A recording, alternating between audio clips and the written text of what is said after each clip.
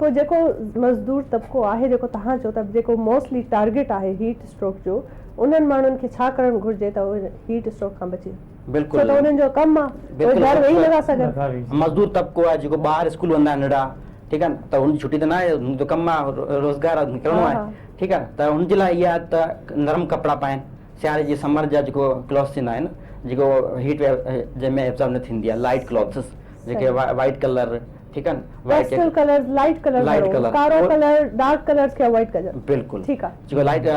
जेको black colour हूंदो light absorb कंदो त उहो उनजी एवापोरेशन एतिरी न थींदी आहे। उन जेका लाइट कलर पाइनि ऐं जेकॾहिं ॾिसूं था कंडीशन अचे थी या नरम कपिड़ो छो त हर कंहिं वटि एसी न आहे, फाइनेंशियल कंडीशन त कंहिं वटि न आहे, नथो रही सघे, ठीकु आहे, त उनजे लाइ नरम कपिड़ा, ठीकु आहे, नरम कपिड़ा पाइनि, मथे ते तोलियो या टवाल जेको ईंदो आहे, बिल्कुलु मथो ढके ॿाहिरि घुमनि, त इहो मेन शइ आहे। ऐं पाणी वधि खां वधीक इस्तेमालु कनि, ORS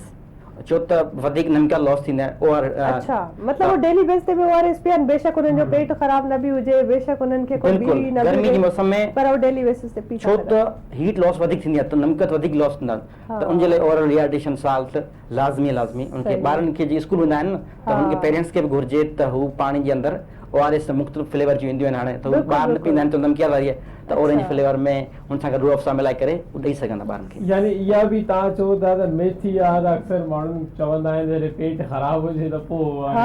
छो त ORS मतलब माण्हू ईअं ई चवंदा आहिनि त अक्सर असां इहो या कंहिंखे वॉमिटिंग थिए थी या कंहिं तरीक़े सां डिहाइड्रेशन थिए थी। बाक़ी इहा ॻाल्हि ॾिसणु घुरिजे त ब्लड प्रेशर जो पेशेंट आहे त हुनखे इहा शइ अवॉइड करणु खपे,